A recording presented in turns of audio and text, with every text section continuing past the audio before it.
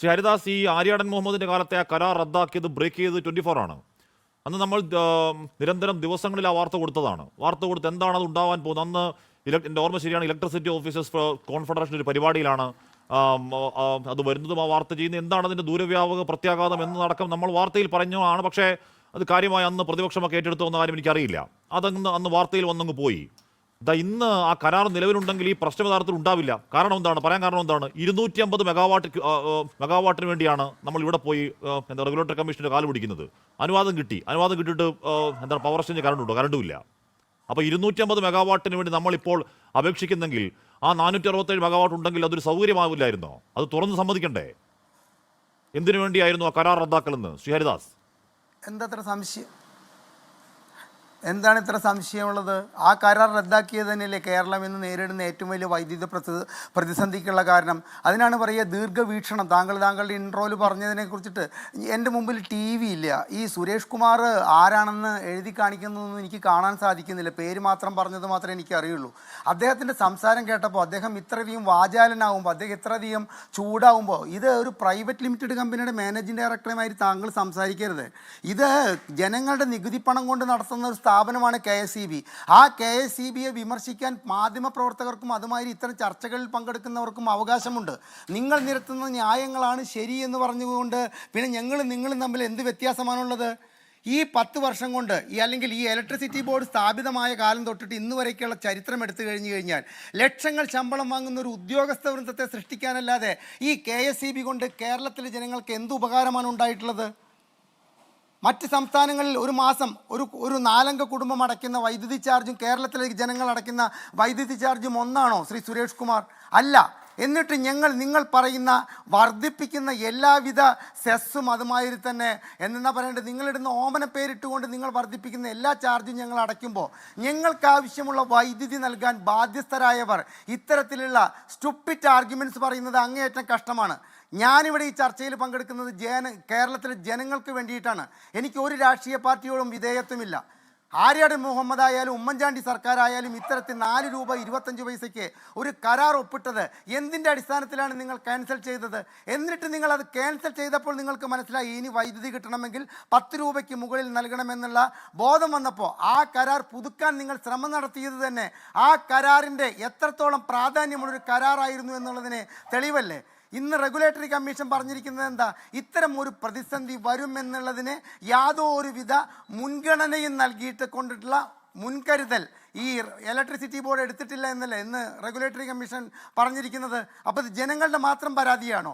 ആ പരാതിയെ ഇൻഡക്ഷൻ കുക്കറിൻ്റെ ഉപയോഗം കൊണ്ടാണ് ഇത്തരത്തിലൊരു പ്രതിസന്ധി വന്നത് എന്ന് പറഞ്ഞു കഴിഞ്ഞാൽ അത് കേരളത്തിലെ ജനങ്ങൾക്ക് മനസ്സിലാകുമെന്ന് ശ്രീ ജയരാജ് പറയുമ്പോൾ, ജയരാജ് അങ്ങനെയല്ല.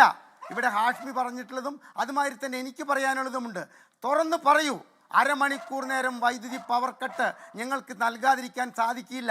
ഞങ്ങളുടെ പിടിപ്പുകേട് കൊണ്ട്, ഞങ്ങളുടെ ദീർഘവീക്ഷണക്കുറവ് കൊണ്ട് ഞങ്ങൾക്ക് അരമണിക്കൂർ പവർ കട്ട് അല്ലെങ്കിൽ ലോഡ് ഷെഡിങ് നിങ്ങൾക്ക് ഞങ്ങൾ പറയുന്നു. അത് ഇന്ന സമയങ്ങളിലാണെന്ന് പറഞ്ഞാൽ ജനങ്ങൾക്കത് വലിയ ആശ്വാസമാണ്.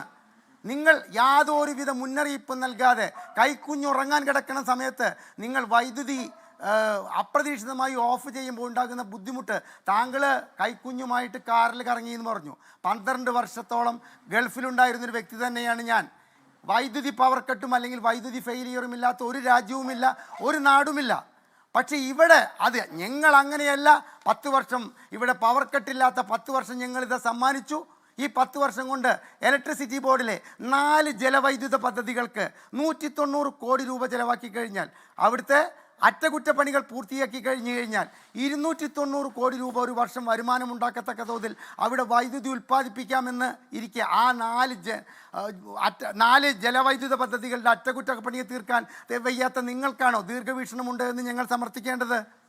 ഇനി ഇവിടെ രാജു പി നായർ പറഞ്ഞ പുരപ്പുറ സോളാർ വൈദ്യുത പദ്ധതി ജനങ്ങളെ പ്രോത്സാഹിപ്പിച്ചുകൊണ്ട് വൈദ്യുതി ഉൽപ്പാദനം ആ നിലയിൽ വർദ്ധിപ്പിക്കാൻ വേണ്ടിയിട്ട്, അതായത് പുരപ്പുറ സോളാർ വൈദ്യുത പദ്ധതികൾ കർണാടകവും തമിഴ്നാടും പ്രോത്സാഹിപ്പിക്കുന്നതുമാതിരി കേരളത്തിലെ KSEB പ്രോത്സാഹിപ്പിക്കുന്നില്ല.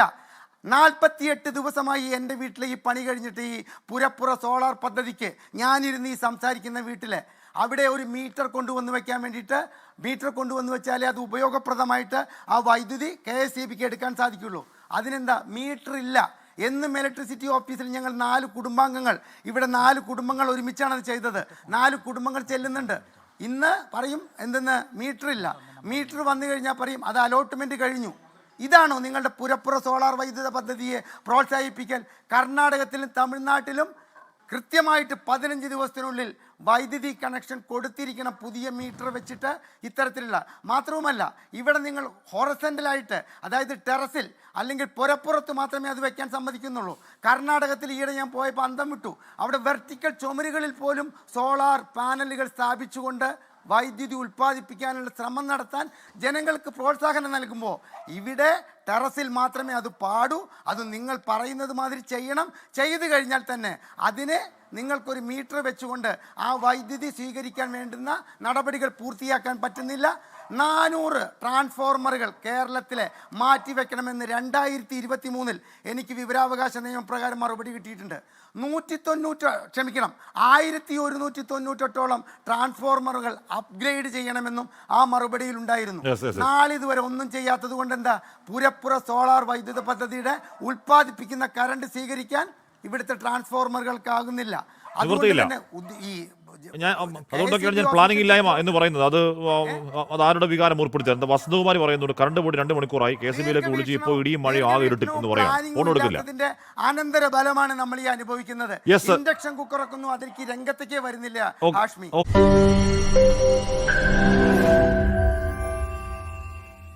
ലോകത്തെവിടെയായാലും ഏത് സമയത്തും 24 വാർത്തകളും ഓഗ്മെന്റഡ് റിയാലിറ്റി പാക്കേജുകളും എക്സ്പ്ലെയിനറുകളും വിശദമായി കാണാൻ ഞങ്ങളുടെ യൂട്യൂബ് ചാനൽ നിങ്ങൾക്ക് സബ്സ്ക്രൈബ് ചെയ്യാം.